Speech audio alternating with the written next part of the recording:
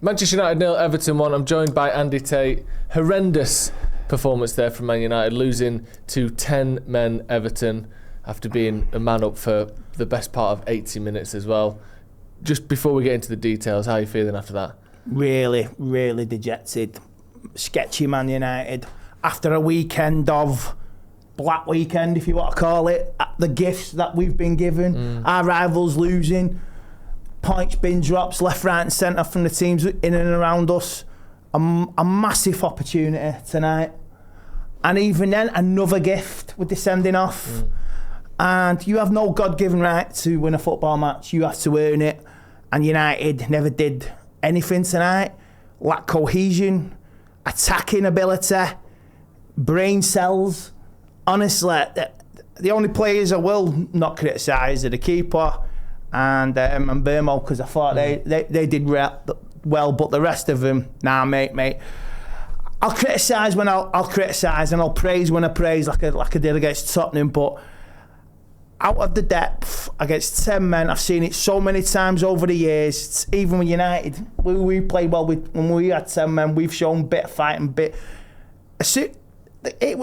It inspired Everton, honestly, and there was nothing there. You say, and I've heard the excuses tonight, and they say we go again. That's football. I'm not having it, man. I'm not having it. I'll criticise Ruben. It's the same tactics. He played into David Moyes' hands. Moyes had one thing, part of the bus, done, and you didn't have a plan A, plan B, plan C, and you had nothing, Ruben. And I'm criticising you, and I love you still, bro. I really do. I will criticise all of them tonight. And at the end, a little when you're coming off near the Stretford end like that, you're getting criticism from the fans and they're giving you grief and boos, and you can't. And I went to him, Bimo, what's that? What is that? And to be fair, he looked at me and took the criticism, but the rest of them looked the other way. Get down that tunnel quick. It's about taking the criticism. I'll praise when I see it, and I'll criticise, and this is what I'm doing tonight, Joe. See what I mean? It's such a frustrating night all round. What do you think? So obviously we'll get into like the second half and post red card, but that first sort of 30 minutes from the game starting, the red card happening, and Everton scoring, I thought Everton were the better team. Yeah. Including that, 20 minutes of that, they were down to 10 men. How can it happen that Everton look faster than us, stronger than us, more up for it than us, when we're the ones at home? We've had 2 weeks off. I know players have been out, but we've had time to sort of get this game plan in our head, and then they go out there and they look like they can't be bothered almost. Mate, if I had the answers, I'd be living it up in Cyprus or something like that, and I'd be doing my blogging from there, living up the high life with my family, because I have no answers. I have plenty of questions, and these players, it's like excuse. No, you had 2 weeks to prepare. Now you got a week. You could have been fifth tonight. Yeah. Going into the start of Christmas, looking good. It was a run of games. Between now and January to try and get into that top four. Results go for you. Everything goes for you. Even, like I say, an absolute gift from two players who wanted to square up to each other. I've not seen that since Newcastle days with Boyer and the other lad, Kieran Dyer, and they walk got sent off. Absolutely crazy. And it inspired Everton, and fair play to him. David Moyes, masterclass, fair play, Moyes. And Grealish was great as well, and the keeper as well. He made some great saves right near the end as well. Like Xerxes, fish out of water, mate. Say, I would rather take Xerxes to a field and leave him there. Why? Because if you find your way back, lad, you're a red. Because I know I can't remember last time he played. Was it Europa League final? No, I think the last time he started a game was against Newcastle away 225 days ago. So it's the injury. I mean, how'd you get injured switching the lights, switching the Christmas tree lights on in Old Trafford? I really don't know. I really don't know. And he missed that. So maybe it was an excuse, didn't want to do it, and United had to bring out a hush story. You know what I mean? Honestly, the gifts keep giving this weekend. And I'm just critical, and I'm really disappointed. I'm not angry. I was in a Stretford end with my dad, and I didn't see anything, mate. And it's lacking for 75 minutes. You had the chance to really push yourself and give yourself the chance. You keep saying like, hey, that guy with the hair. I'm like, mate, call it a day on that, mate.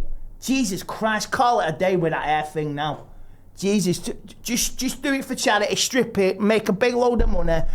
I just want to concentrate on United and winning games and everything off field, this, that, and the other. He's going on about a 5-game winning run. Like, no, it ain't happening, mate. You'll have a big wig by the end of the season if this carries on. Because the results, the Brentford game, this game, they were winnable. They were winnable. How much do you put on Amorim? Because obviously he's the one that sets the team. You can't help Cunha and Sesko being injured, but a lot of people will look at him and say, why did we play with 2 defensive wing backs, to start the game? Why did, Mount not start when he's looked pretty good this season, and Zirkzee not even started a game? How much would you put on the manager? I would say I'll be critical. It's Ruben's choice, isn't it? But X, Y, and Z. Where's you got to have a plan for every scenario. I don't think he had a plan for that. No. I think he was like, all right, we'll keep at it, keep going. I mean, before that sending off, we fizzed the post, didn't we? And that's what caused it all. And Bruno, was it 2 great saves Pickford made, 1 from Bruno and 2 from Zirkzee near the end. He has 1 in the 86th minute. Either side Zirkzee, that's an equaliser, straight down his throat. And the one before that, fantastic save. But Pickford next game, Everton could actually have an absolute stinker. But I'll be critical, apart from let's say Mbeumo and the keeper and the manager. I'll criticise the manager. I'm not buying it tonight, man. You had a fantastic opportunity and you blew it with your tactics. The players blew it, and they just blow hot and cold. And this is going to be the story of our season. We are thin. When you get a couple of injuries, when we lost Cunha and Sesko, we are thin, and we are crying out for a little bit more. I mean, you say you got the Arsenal lad. Why didn't you bring him in? Bring him into the squad. Cheeto, yeah, because he's in African Cup of Nations. We're going to miss him, Mbeumo and Diallo. You got a Christmas period now. 22nd, play some games. Bring him in for Saturday and let's say Sunday against Crystal Palace. Massive game, massive opportunity missed.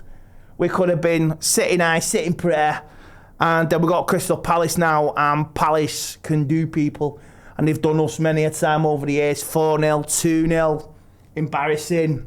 You know what I mean? And there was at was it Selhurst Park on a Monday night? The effort, lack of effort. Nah, I'm not. You got to do something really, really good this week. You think as well, if we'd have won that game, we'd have gone 5th or maybe 4th if we'd have won by a few. But let's say 5th.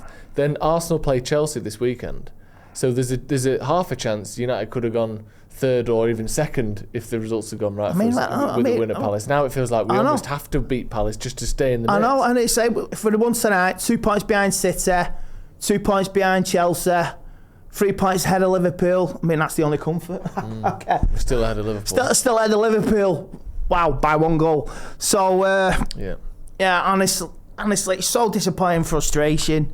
And the next game, you got to do a lot more our away record. I mean, we played well in our previous 5 home games, and that was lacklustre today. And then here's the goal on the replay now.